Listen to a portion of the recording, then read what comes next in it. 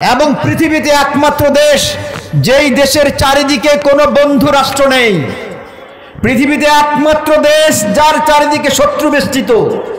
একদিন দিকে শত্রু বেষ্টিত একটা দেশ আর একদিকে বঙ্গোপসাগর। আপনি যদি এখানে বেঁচে থাকতে চান ইমান নিয়ে, তাহলে ওই শত্রুর বিরুদ্ধে ইমানিয়াতের চেতনায় লড়াই করে আপনাকে বেঁচে থাকতে হবে। হয় আপনি শহীদ হবেন অথবা আপনি গাজী হবেন, নচেত আপনাকে বঙ্গোপসাগরে গিয়ে মৃত্যুবরণ করতে হবে। আমার কাছে মনে হয় আগামী দিন পৃথিবীতে এমন হতে পারে, যদি কোনোদিন এই দেশে ইসলামী বিপ্লব সফল হয়ে যায়, আল্লাহ চাহে তো, আমরা সেটা চাইতো নাকি? আমরা আল্লাহর আইন চাইতো, সৎ লোকের শাসন চাইতো। যদি তাই হয়ে যায় তাহলে প্রস্তুত থাকুন, আপনাদের জন্য ফিলিস্তিনের সময় অপেক্ষা করছে। এদেশে যদি কোনোদিন ইসলামী বিপ্লব হয়ে আল্লাহর আইন সৎ লোকের শাসনের জন্য আমরা দাঁড়িয়ে যাই, সেদিন আমাদের তিন দিক থেকে এইরকম ফিলিস্তিনের চারিদিক থেকে যেমন করে ইহুদিরা আক্রমণ করছে, ঠিক সেই দিন পত্তলিকরা আক্রমণ করবে, নিঃসন্দেহে আক্রমণ করবে, কোনো সন্দেহ নাই। একমাত্র আমাদের বন্ধুকে আল্লাহ রাব্বুল আলামিন। এই জন্য পৃথিবীতে এমন কোন রাষ্ট্র নাই যার চারিদিকে তার কোনো বন্ধু রাষ্ট্র নাই, সাহায্য সহযোগিতা পাবার কোনো রাস্তা নেই, এমন নেই। ফিলিস্তিনে মুসলমান রাজ্য শাসকরা যারা আছে সেই মিডল ইস্টে, তারা বিশ্বাসঘাতকতা করছে, গাদ্দারি করছে, তারা অন্যায় করছে, তারা অবিচার করছে, বেইনসাফি করছে, আল্লাহর আইনকে মানছে না, তার ভাইদেরকে, তার বোনদেরকে, তার শিশুদেরকে, অনাথদের মানে কিভাবে নির্মমভাবে হত্যা করছে তারা সেটা দেখছে না। তারা ওআইসি নামে, অর্গানাইজেশন অফ ইসলামিক কনফারেন্স নামের একটা যে প্রতিষ্ঠান আছে, ওরা বলছে ওআইসি, আচ্ছা আমি দেখি, এই অবস্থায় তারা আছে। সেই রকম আগামী দিনে ইমান নিয়ে যদি আপনি দাঁড়িয়ে যান, আপনি নিশ্চিত থাকেন, তাহলে আপনার চারদিক থেকে এইভাবে আক্রমণ হবে, ফিলিস্তিনের মতো আজকের অবস্থা হওয়ার সম্ভাবনা রয়েছে। আপনারা মনে রাখবেন, হযরত মুসা আলাইহিস সালাম যখন ফেরাউনের বিরুদ্ধে তার যে সঙ্গী সাথীদেরকে নিয়ে সেখানে টিকতে না পেরে তিনি চলে যাচ্ছিলেন, তার মন্ত্রী হামান বলল যে তুমি মুসাকে চলে যেতে দিচ্ছ কেন? বলে কি করব? বলে মুসাকে আটকাও, কারণ মুসা যদি পাশের দেশে চলে যায় তাহলে সেখানে গিয়ে সে একটা রাষ্ট্র কায়েম করে ফেলবে, শক্তি অর্জন করবে, জনগণ তার কাছে তার পক্ষে চলে আসবে, তাহলে পরে তোমার এই রাষ্ট্রকে ধ্বংস করে দিবে, তোমার এই শান শওকত রাষ্ট্র ব্যবস্থা থাকবে না। সেজন্য তোমাকে কি করতে হবে, যে তাকে আক্রমণ করো, হত্যা করো। সেই সিদ্ধান্ত মোতাবেক তিন দিক দিকে আক্রমণ করে তাকে সাগরের পাড়ে নিয়ে যাওয়া হলো মুসা আলাইহিস সালাম এবং তার সঙ্গী সাথীদেরকে। এবং তারপরে আল্লাহ তাআলা কি রহমত করেছেন আপনারা দেখেছেন। সেজন্য যেহেতু এই পৃথিবীর একমাত্র দেশ, যেই দেশের চারদিকে কোনো বন্ধু রাষ্ট্র নেই, শুধু শত্রু আর শত্রু। কি ধরনের শত্রু আপনারা সব জানেন, একদিকে বঙ্গোপসাগর আর তিন দিকে তারাই। কাজেই যদি আমাদের এই ইমানি চেতনার ভিত্তিতে আমরা নিজেদেরকে তৈরি করে আগামী দিনে রাষ্ট্র পর্যায়ে যদি দ্বীন ইসলামকে কায়েম করার চেষ্টা করি, আমরা যদি সিদ্ধান্ত নেই, তাহলে আমাদেরকে সাহায্য করবেন কে? মুসা আলাইহিস সালামকে সাহায্য করেছিলেন কে? সেই রকম আমরা সাহায্য পাবো যদি আমরা তৈরি হয়ে যাই। প্রিয় উপস্থিতি, আমি যে কথা বলছিলাম, তো সময় আপনাদেরকে নির্ধারণ করছে, সময় বলে দিচ্ছে। এই সূরাটা যখন নাজিল হয় তখন সাহাবীরা এটাকে এত গুরুত্ব দিয়েছিলেন যে তারা যখন একজন আরেকজনের কাছ থেকে বিদায় নিতেন, তখন তারা একজন আরেকজনকে এই সূরাটা পরস্পর তেলাওয়াত করে শুনিয়ে মোলাকাত করে তারপর বিদায় নিতেন। প্রিয় উপস্থিতি, এই সূরার মূল থিমটা হলো সময়কে আমাদের সাক্ষী রাখা হয়েছে। সময় বলছে, সময়, এই সময়টা ভিডিও কনফারেন্সের মতো একেবারে জাজ্জল্যমান আপনার সামনে রয়েছে, আপনি দেখতে পাচ্ছেন কি হচ্ছে। আর এবং এই সময়ের ব্যাপারে এত তাগিদ আল্লাহ কেন দিয়েছেন, তাফসীরে একটা ছোট্ট ব্যাখ্যা এরকম দেওয়া আছে যে বরফ বিক্রেতা চৈত্রের বাজারে বরফ বিক্রি করছে বিকেলবেলা, কিন্তু রোদের খরতাপে বরফ গলে যাচ্ছে, এই জন্য যাতে সে চিৎকার করে বলছে, ভাই সব আমার বরফ নিয়ে যাও, আমার বরফ নিয়ে যাও, আমার বরফ নিয়ে যাও। কারণ হলো বরফটা তার মূলধন। আল্লাহ তাআলা আমাদেরকে সেই কথা বলছেন, সময় সময় সময় সময় চলে যাচ্ছে, সময় চলে যাচ্ছে, সময় চলে যাচ্ছে, একে ব্যবহার করো, কাজ করো, কাজে লাগাও, এগিয়ে যাও। আল্লাহ সাহায্য করবেন ইনশাআল্লাহ। তাহলে এই সময়ে কাজ করবেন, তাদের কারা ভালো থাকবে? বাকি সবাই ক্ষতিগ্রস্ত। এক নম্বর যারা ঈমান এনেছে। ঈমান কাকে বলে আপনারা জানেন? আমলে সালেহ মানে ভালো কাজ, নেক কাজ। এর মানে হলো নামাজ, রোজা, যাকাত, হজ ইসলামের মূল ভিত্তি, মূল খুঁটি। একটা মসজিদে শুধু খুঁটি দিলে সেটা মসজিদ হয়ে যায় না। একটা বিল্ডিং এ শুধু খুঁটি দিলে সেটা মসজিদ বিল্ডিং হয়ে যায় না। তাকে ছাদ দিতে হয়, সাজাতে হয়, দল দিতে হয়, সেই হলো খুঁটি। এটা হলো ইসলামের মূল খুঁটি। সেই জন্য এই যে আমলে সালেহ হলো এই খুঁটির পরে যেই জিনিসগুলো ব্যবহার করা হয়। এই যে এখানে প্যান্ডেল করা হয়েছে, শুধু খুঁটি দিলে কি এটা প্যান্ডেল হয়ে যেত? না, এটাকে সাজানো হয়েছে যা দিয়ে, সেটা হলো আমলে সালেহ। এবং এই আমলে সালেহ আপনি মূল ইবাদত করবার সময় আপনাকে মনে রাখতে হবে আপনাকে কেউ বাধা দেবে না। আপনি 5 ওয়াক্ত নামাজের জায়গায় যদি 10 ওয়াক্ত পড়েন, আপনাকে ভালো নামাজি বলবে। আপনি যদি 1 মাস রোজার জায়গায় 3 মাস রোজা করেন, আপনাকে ভালো রোজাদার বলবে। আপনি একবারের জায়গায় যদি 10 বার হজ করেন, আপনাকে হাজী সাহেব বলে অনেক সম্মান করবে। কিন্তু মনে রাখবেন, আপনার সেই আমলে সালেহ যা করলে পরে শয়তানের গা জ্বলে, গা জ্বলে, এটা মনে রাখতে হবে। যেই কাজে প্রতিপক্ষ বাধা দেয়, শয়তানি দলেরা বাধা দেয়, সেটাকে বলে আমলে সালেহ। ইমাম ইবনে তাইমিয়া বলেছেন যে তোমরা কি জানো না ইসলামী খাঁটি সোনার দল, সঠিক দল কোনটা সঠিক ইসলামী দল? এইটা তোমরা খুঁজে পাও না। এটা খুঁজতে হলে যারা বিরোধীদের দিকে তাকাও, যারা ইসলাম বিদ্বেষী শত্রু, তারা কোন দলটার উপর সবচেয়ে বেশি খড়গহস্ত, কোন দলটাকে তারা সহ্য করতে পারে না, সেটাই একমাত্র খাঁটি দল। তাহলে আমাদেরকে সেই ইসলামে এই আমলে সালেহ করতে হবে। এই জন্য যে এই সমাজের দিকে যদি আমরা তাকাই, তাহলে কি দেখতে পাই? সমাজ আজকে কিভাবে ধ্বংস হয়ে যাচ্ছে, ধ্বংসের শেষ প্রান্তে, তাই নয় কি? এই সমাজে সুদ চলে না, ঘুষ চলে না, জেনা ব্যভিচার চলে না, মারামারি কাটাকাটি চলে না, হানাহানি আইল দখল চলে না, সবই চলে। বেপর্দা আছে না? সবই আছে। তাহলে সমাজে কি শান্তি আছে? এই জন্য আমলে সালেহ করতে হবে। এই আমলে সালেহ মানে হলো সমাজ থেকে এগুলো দূরীভূত করতে হবে। সেই জন্য কোরআনের 1000 আয়াতে বলা হয়েছে তা'মুরুনা বিল মারুফ ওয়া তানহাউনা আনিল মুনকার। 1000 আয়াতে শুধু বলেছে তা'মুরুনা বিল মারুফ, যে তোমরা মানুষকে সত্য পথে, ন্যায়ের পথে, কল্যাণের পথে, কোরআনের পথে ডাকো। অর্থাৎ সমাজের মধ্যে সত্য, ন্যায়, কল্যাণকে প্রতিষ্ঠিত করো, কোরআনের রাজকে প্রতিষ্ঠিত করো। আর নাহি আনিল মুনকারের মানে হলো সমাজ থেকে অন্যায়, অবিচার, সুদ, ঘুষ, জুলুম, জুয়া, ব্যভিচার, নির্যাতন এগুলোকে দূর করে দাও। অর্থাৎ সমাজ থেকে এগুলোকে উৎখাত করে দিতে হবে। 1000 আয়াতে এই কথা বলা হয়েছে।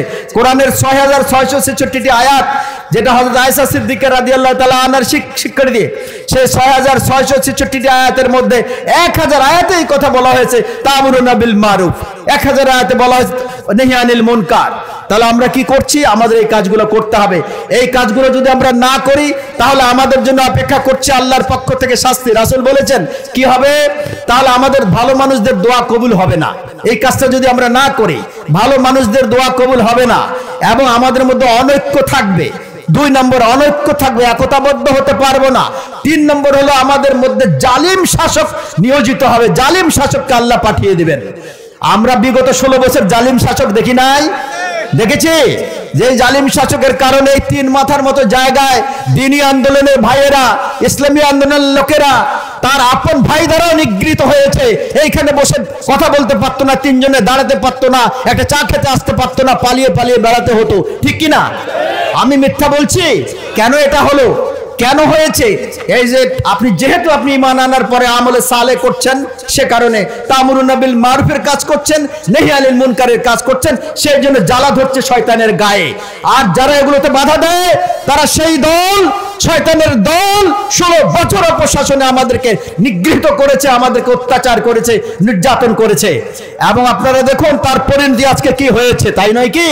কাজে ইমানদার লোকেরা, এই যে স্বাধীনতা, আজকে এটা আমি দ্বিতীয় স্বাধীনতা বলি না, এটাকে বলি আমি তৃতীয় স্বাধীনতা। আপনি যদি ইতিহাস পড়তে চান, বুঝতে চান, শুনতে চান, তাহলে আপনাকে 1757 সালের 23শে জুনের পলাশির প্রান্তরের কথা মনে করতে হবে। সেই দিন আমরা আমাদের প্রথম স্বাধীনতা হারিয়েছি। সেই স্বাধীনতা আমরা পেয়েছি 1947 সালের 14ই আগস্ট। এটা স্বীকার করতে হবে।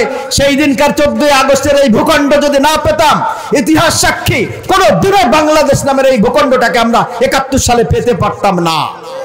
কারণ আজকের পশ্চিম ওই দিকে, তাদের দিকে তাকিয়ে দেখুন, কাশ্মীর স্বাধীন হতে পারে নাই, হায়দ্রাবাদ দখল করে নিয়েছে, জুনাগড় দখল করে নিয়েছে, আরো অনেক দেশকে দখল করে নিয়েছে, সিকিমকে দখল করে নিয়েছে, স্বাধীন হতে পারে নাই। সেদিনের সেই আন্দোলনকারীরা, ইভেন বঙ্গবন্ধু শেখ মুজিবুর রহমান সাহেব সহ সেই লোকেরা, কায়েদে আজম মোহাম্মদ আলী জিন্নাহর নেতৃত্বে এই 47 সালের ভূখণ্ডটা আমাদেরকে সেদিন দিয়েছিল বলে আমরা 71 সালের মুক্তিযুদ্ধে জিতে আমরা এই ভূখণ্ডটা আমরা পেয়েছি। আমরা আল্লাহর শুকরিয়া জানাই, যারা আমাদের এই কাজ করে দিয়েছে তাদেরকে আল্লাহ জান্নাতবাসী করুন, যা যায় খায়ের দান করুন।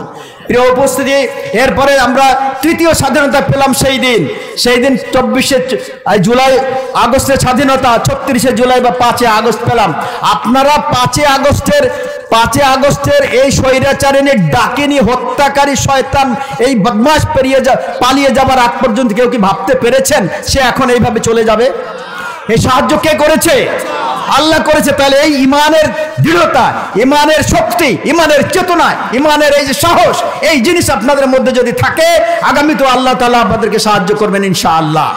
এই স্বাধীনতার জন্য 2000-এরও বেশি মানুষ, আমি শুধু এই কথা বলি যে 1757 সাল থেকেই যদি হিসাব করে সেটা বাদ দেন, অন্তত 28শে অক্টোবর 2006 লগি বৈঠা দিয়ে ঢাকার রাজপথে দিনের প্রশ্ন আলোতে হাজার হাজার মানুষের সামনে তরতাজা মানুষগুলোকে লগি বৈঠা দিকে পিটিয়ে হত্যা করে তার উপরে দাঁড়িয়ে নর্তন কুর্দন করেছিল না এই জালিমেরা? করেছে কিনা? তাহলে সেই থেকে তারা হত্যাকাণ্ড চালিয়ে শুরু করেছে। আপনারা দেখুন, একটা অদ্ভুত একটা মানুষ, আল্লাহ তাআলা তাকে, আপনারা ইতিহাস পড়েন, ইতিহাস না পড়লে বুঝতে পারবেন না। 17 মে যখন সে ভারত থেকে এই দেশে চলে আসে 1980 সাল, তাই তো না 81 সাল, শেখ হাসিনা আসলেন কবে ভারত থেকে? 17 মে। তাই এবং 13 দিন পরে 30শে মে জিয়াউর রহমানকে হত্যা করা হলো। এবং এই ভদ্র মহিলা, একে ভদ্র তো বলা যায় না, ডাইনি মহিলা, রাক্ষসী মহিলা, শয়তান এবং অদ্ভুত মিথ্যাবাদী, চরম মিথ্যাবাদী, চরম ভয়ঙ্কর একটা রাক্ষসী। সে কি বলে? প্রথম বলেছিল সে 57 বছরের পরে রাজনীতি করবে না, 80 বছরেও রাজনীতি ছাড়ে না, তাই নয় কি? এরপরে যখন সে দেখুন 86 সালের আন্দোলনে এবং তার এই 81 সালে যখন সে আসে, তারপরে সে ব্রিটেনে সফর করতে গিয়েছিল। তো ব্রিটেনের সফরে বিবিসি বাংলার সাংবাদিক সিরাজুর রহমান, তিনি মারা গেছেন, আল্লাহ তার বেহেশত নসিব করুন। তিনি বিবিসিতে সেই 10ই জানুয়ারি 1972 বঙ্গবন্ধু শেখ মুজিবুর রহমান সাহেবের একটা সাক্ষাৎকার নিয়েছিলেন, যখন তিনি পাকিস্তানের কারাগার থেকে মুক্ত হয়ে লন্ডনে যান। তো এই কারণে তিনি ভাবলেন যে শেখ হাসিনা যেহেতু বঙ্গবন্ধুর কন্যা এবং তিনি আওয়ামী লীগের সমর্থক বিধায়, এই সিরাজুর রহমান সাহেব বিধায় তিনিও শেখ হাসিনা যখন লন্ডনে সফরে গেলেন তখন তাকে আমন্ত্রণ জানিয়েছেন বিবিসিতে সাক্ষাৎকার দেবার জন্য। তার ইচ্ছা ছিল শেখ হাসিনা যেহেতু সভাপতি হয়েছেন আওয়ামী লীগের এবং তিনি সাক্ষাৎকার প্রচার বিশ্বব্যাপী করবেন, এই জন্য তিনি তাকে ডাকলেন। তো শেখ হাসিনা গেলেন, যাবার পরে স্টুডিওতে তাকে জিজ্ঞাসা করা হলো, সাংবাদিক তাকে জিজ্ঞেস করছেন, মাননীয় শেখ হাসিনা, আপনি তো নিশ্চয়ই অনেক খুশি আপনি আওয়ামী লীগের সভাপতি হয়েছেন। তিনি বলেছেন, এই রাক্ষসী শয়তান ডাইনি সে বলেছে না, আমি খুশি হইনি। খুশি হন না, তাহলে সভাপতি হলেন যে আওয়ামী লীগের রাজনীতিতে এসেছেন কেন? সে বলল যে আমি রাজনীতিতে এসেছি আমার পিতা মাতার হত্যার প্রতিশোধ নেবার জন্যে। আমি কোনো এই দেশের মানুষের প্রতি আমার কোনো দায়বদ্ধতা নেই। সেই 81 সালেই তার কথা, আমার কোনো দায়বদ্ধতা নেই। সঙ্গে সঙ্গে সে বিবিসির সিরাজুর রহমান সাহেব স্টুডিওতে এইটাকে প্রচার করা বন্ধ করে দেন। আপনারা দেখেছেন যখন 82 সালে এরশাদ আসলেন, অবৈধ ক্ষমতা দখল করলেন, এরশাদ নামের এই একটা কি বলবো চলে গেছে, আর বেশি কিছু বলবো না। তাহলে সে যখন দখল করলো ক্ষমতা, কি বলেছিল? এই শেখ হাসিনা বলেছিল, আই এম নট আনহ্যাপি, মানে আমি অসুখী নই, মানে আমি সুখী। ঠিক আছে। এরপরে যখন 86 সালের যে নির্বাচন হলো, সেই নির্বাচনে সে কি বলল? যারা এই এরশাদের নির্বাচনে যাবে তারা জাতীয় বেঈমান। তারপরে একদিন পরে সে আবার নির্বাচনে গেল। 91 সালের 28শে ফেব্রুয়ারি যখন জাতীয় নির্বাচন হলো, নির্বাচনের আগে তারা নিজেদের পার্লামেন্ট তৈরি করে ফেলেছে। তারা জানতো যে তারা জিতে যাবে, তারা ক্ষমতায় যাবে।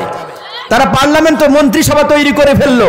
মন্ত্রিসভা তৈরি করে ফেলার পর যখন দেখলো পরের দিন আর নির্বাচনে জিততে পারলো না, আল্লাহ তাআলা তাদেরকে জিততে দিলেন না, তখন তিনি বলেছিলেন, এই শেখ হাসিনা বলেছিল যে আমি এক মুহূর্তের জন্য তাদেরকে শান্তিতে থাকতে দেব না। শেখ হাসিনা বলেছিল। এরপর 96 সালে এসে সে যখন ক্ষমতায় এলো, তখন সে বলেছে ভবিষ্যতে কোনোদিন বিরোধী দলে গেলে আমি কখনো হরতাল করব না। কিন্তু 2001 সালে ক্ষমতায় যখন এই দল আসলো, আবার তারা হেরে গেল। 173 দিন হরতাল করে অসংখ্য মানুষকে হত্যা করেছে, অসংখ্য জীবনকে দুর্বিষহ করে দিয়েছে এরা। আওয়ামী লীগের নামে আপনারা, আমি বলবো যে এই একটা দল, যেই দলটার আজকের এই করুণ পরিণতির জন্য তারা নিজেরাই দায়ী। এবং দেখুন, তারা এখন পর্যন্ত তারা নিজেরা মারামারি কাটাকাটি করে ফরিদপুরে সেদিন তারা নিজেদের 3 জনকে হত্যা করেছে। তাহলে আমরা বলতে চাইছি, আমাদের বক্তব্য হলো 4টা গুণ আমাকে আপনাকে অর্জন করতে হবে। তা'মুরুনা বিল মারুফের জন্য, তানহাউনা আনিল মুনকারের জন্য। কেন? আল্লাহ তাআলা যখন, দেখুন, আল্লাহ তাআলা যখন রূহ সৃষ্টি করেছেন, সমস্ত রূহকে সময় নেন না,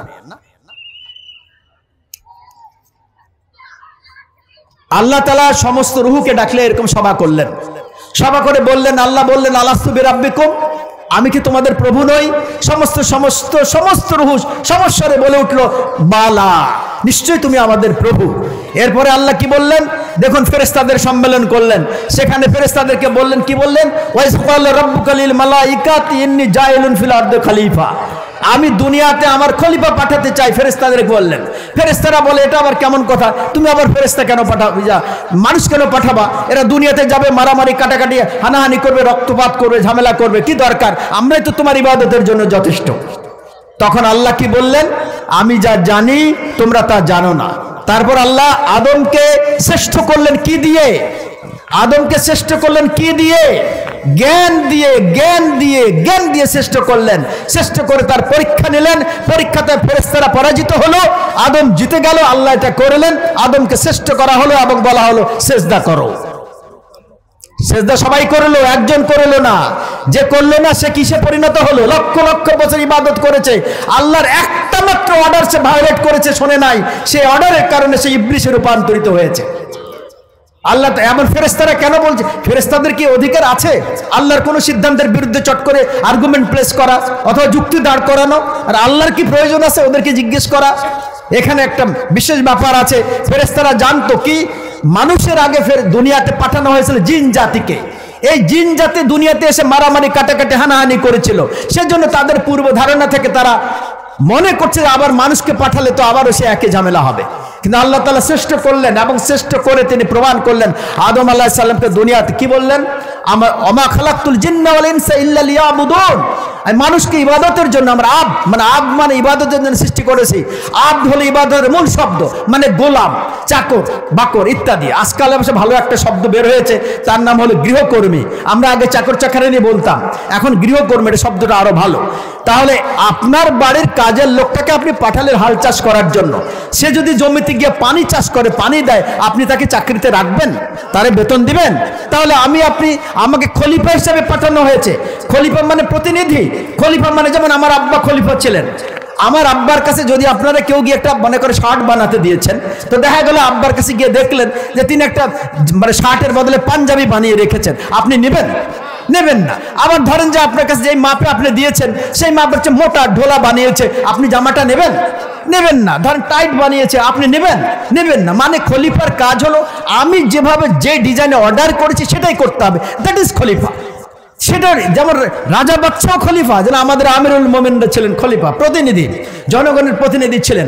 তাহলে এই যে আল্লাহ তাআলা আমাদেরকে এই 4টা গুণ অর্জন করার কথা বলেছেন, তা'মুরুনা বিল মারুফ ওয়া তানহাউনা আনিল মুনকারের জন্য আমাদেরকে খলিফা হিসেবে পাঠিয়েছেন, আমাদেরকে আব্দ হিসেবে পাঠিয়েছেন। উদ্দেশ্য কি? উদ্দেশ্য হলো এই যে আল্লাহ বলছেন, ইয়া আইয়ুহাল্লাযিনা আমানুত্তাকুল্লাহা হাক্কা তুকাতিহি ওয়া লা তামুতুন্না ইল্লা ওয়া আনতুম মুসলিমুন। হে ইমানদারগণ, তোমরা আল্লাহকে ভয় করো যেমন ভয় করা উচিত, আর খবরদার মুসলমান না হয়ে মরে যেও না। তাহলে আমি যেখানে এসেছিলাম, খলিফা, গোলাম, প্রতিনিধি, তাই তো। এবং লাস্টলি উদ্দেশ্য হলো মুসলমান বানানোর জন্য। আল্লাহ চাচ্ছেন যে এই মানুষগুলা যাতে খাঁটে মুসলমানে রূপান্তরিত হয়। আল্লাহ কোরআনে বলেন নাই যে তুমি ডাক্তার না হয়ে মরে যেও না, ইঞ্জিনিয়ার না হয়ে মরে যেও না, ব্যবসায়ী না হয়ে মরে যেও না, মন্ত্রী না হয়ে মরে যেও না, হুজুর না হয়ে মরে যেও না, আলেম না হয়ে মরে যেও না, বলছে মুসলমান না হয়ে মরে যেও না। এই মুসলমান হবার জন্য এই কর্মসূচিগুলো আল্লাহ দিয়েছেন। এখন সেই কর্মসূচির গুণার্জনের জন্য যে কাজ, ওই 4টা কাজ আপনাদেরকে মনে রাখতে হবে। সেই 4টা কাজ, 4টা গুণ আপনার মধ্যে তৈরি করতে হবে। আল্লাহ রাসূল সাল্লাল্লাহু আলাইহি ওয়াসাল্লাম দেখুন, তিনি ছিলেন লাকাদ কানা লাকুম ফি রাসূলিল্লাহি উসওয়াতুন হাসানা, মানে কি তিনি আমাদের রাহমাতুল লিল আলামিন, তাই না? তিনি হচ্ছেন আমাদের মডেল, আইকন। তিনি কোরআনের বাস্তব রূপ। তিনি আমাদেরকে দেখিয়েছেন দুনিয়ায় আমরা কিভাবে চলবো, কিভাবে চললে আমরা শান্তিতে থাকতে পারবো ইনশাআল্লাহ। আল্লাহ রাসূল সাল্লাল্লাহু আলাইহি সাল্লাম আপনারা দেখুন, আইয়ামে জাহিলিয়াত নামে যে জামানাটা সময়টা ছিল, সেই সময়টার কথা তো নিশ্চয়ই আপনাদের মনে আছে। সেই সময়টা আমরা ছোটবেলায় পড়েছিলাম, অনেক দিন আগের কথা, যখন আরবের লোকেরা আল্লাহকে ভুলিয়া গিয়েছিল, নানা রকম খারাপ কাজ অপকর্ম করত।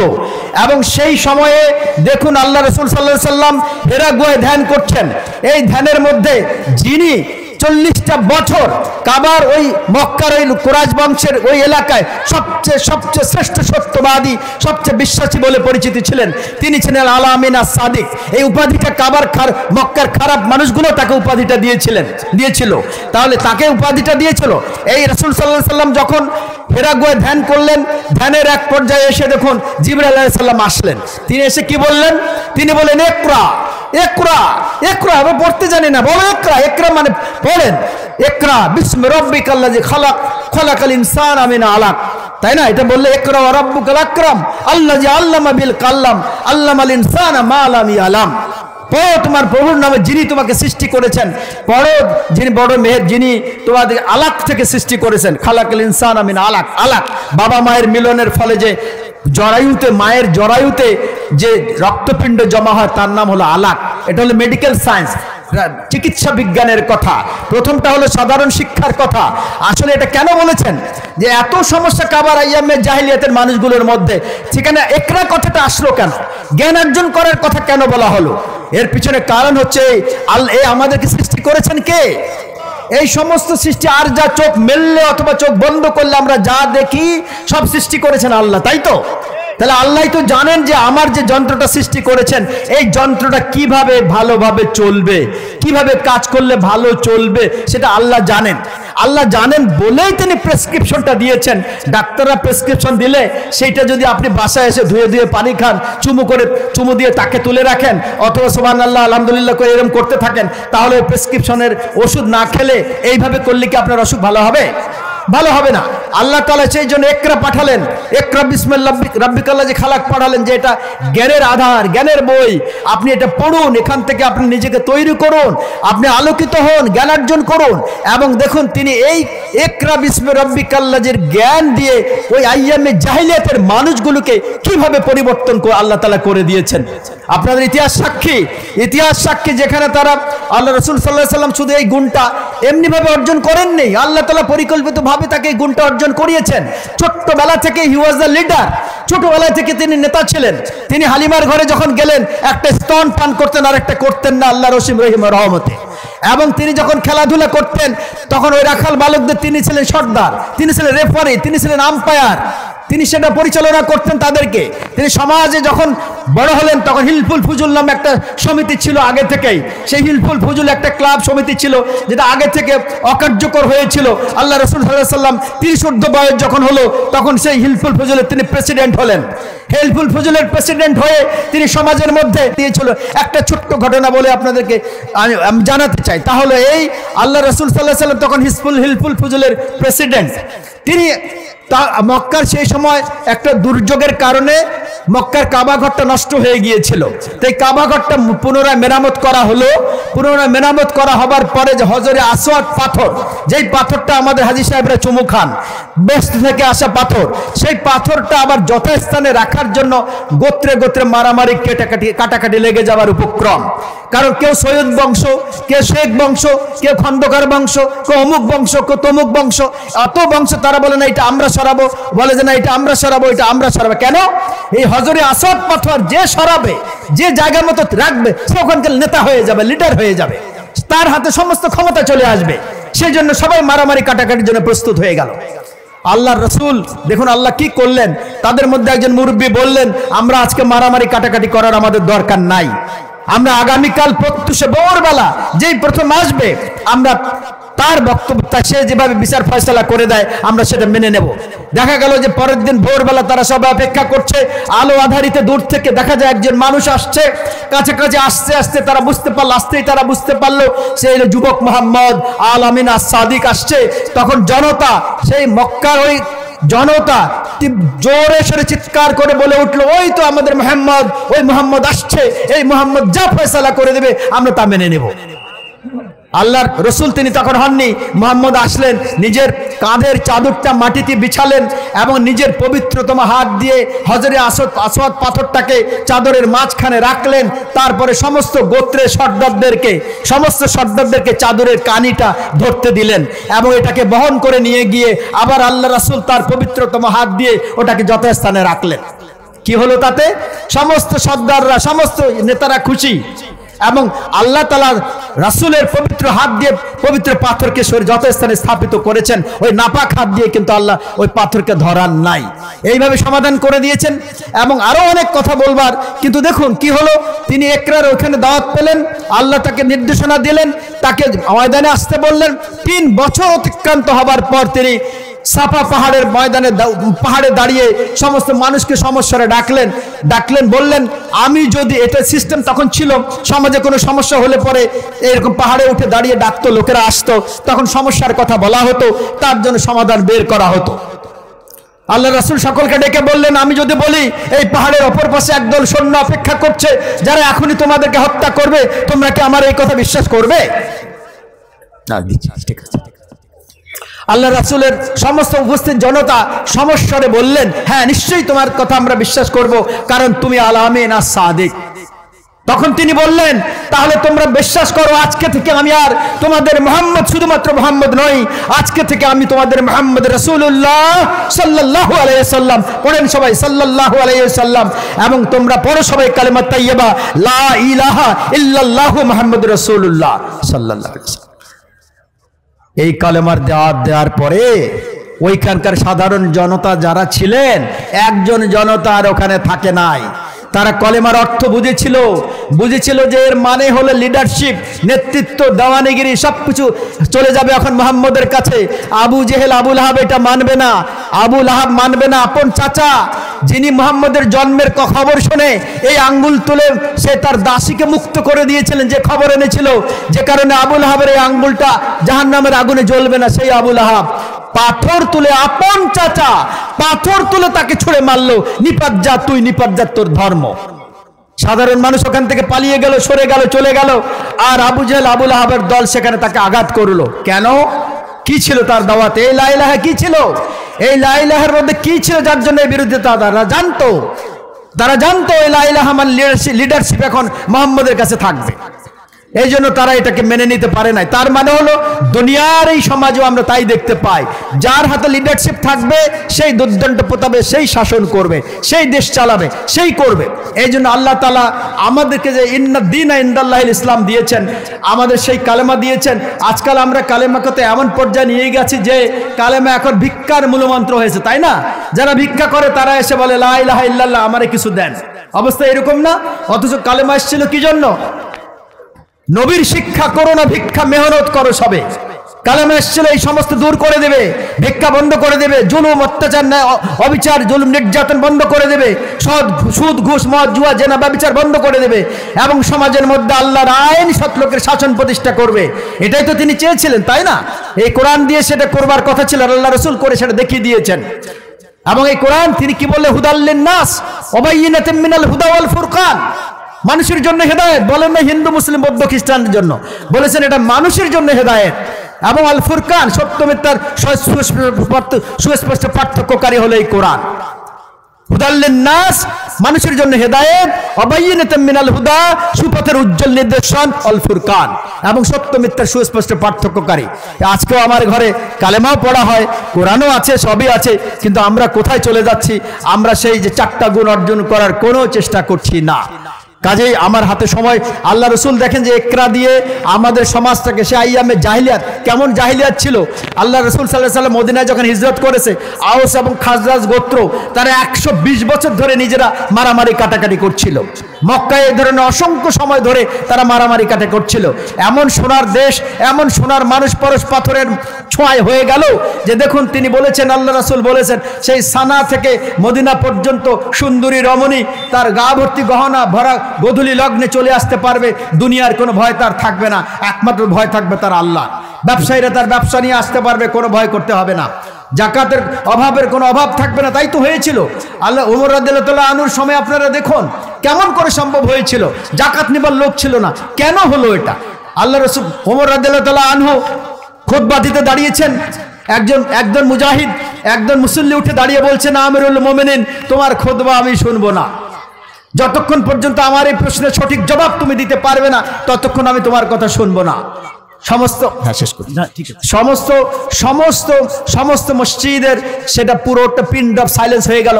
আমিরুল মুমিনের সামনে এইভাবে দাঁড়িয়ে সাহসের সাথে কথা বলতে পারে? যে আমিরুল মুমিনের রাস্তায় দাঁড়ালে, রাস্তায় হাঁটলে শয়তান সেই রাস্তা দিয়ে যায় না, সেই আমিরুল মুমিনের সামনে দাঁড়িয়ে একজন মুমিন এভাবে কথা বলছে। ওমর রাদিয়াল্লাহু তাআলা কিন্তু প্রচন্ড খুশি হয়েছেন। কেন খুশি হয়েছেন? এই জন্য খুশি হয়েছেন, তার রাষ্ট্রে, তার সমাজে এইরকম মধ্য মুজাহিদ, এইরকম ইমানদার মুসলমান তৈরি করতে পেরেছেন। আল্লাহ তৈরি করে দিয়েছেন যিনি আমিরুল মুমিনিনকেও সত্যের জন্য কোনো ভয় পায় না। তখন তাকে তিনি বললেন, বলো তোমার প্রশ্নটা কি? সে বলল, আমিরুল মুমিনিন, রাষ্ট্রের পক্ষ থেকে এক টুকরা কাপড় আপনিও পেয়েছেন, এক টুকরা কাপড় আমিও তো পেয়েছি, তা আপনার কাপড়ে আমার কাপড় এক টুকরা কাপড় দিয়ে এত বড় লম্বা জামা হলো না, আপনার এক টুকরা কাপড় দিয়ে এত বড় লম্বা জামা কেমনে হলো?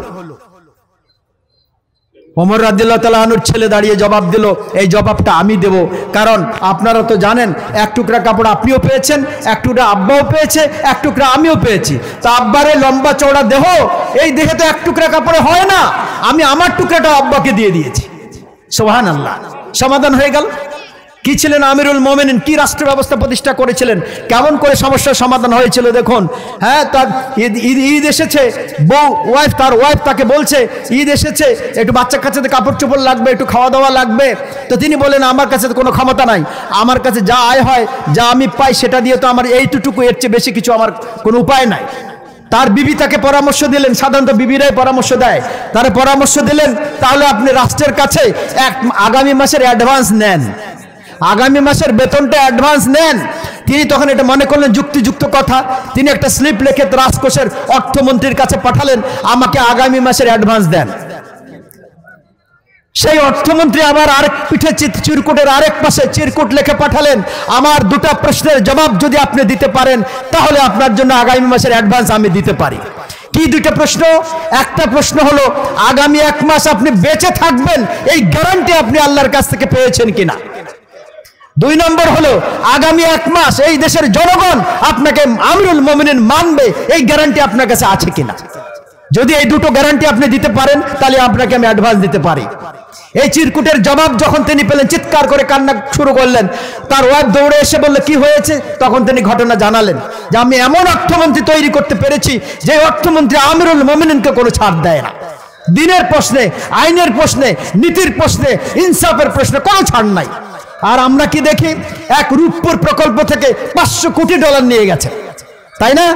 হাজার হাজার হাজার হাজার কোটি টাকা নিয়ে গেছে। আল্লাহু আকবার, আল্লাহ। দেখুন কি অবস্থা হয়েছে, প্রত্যেকে এক সামান্য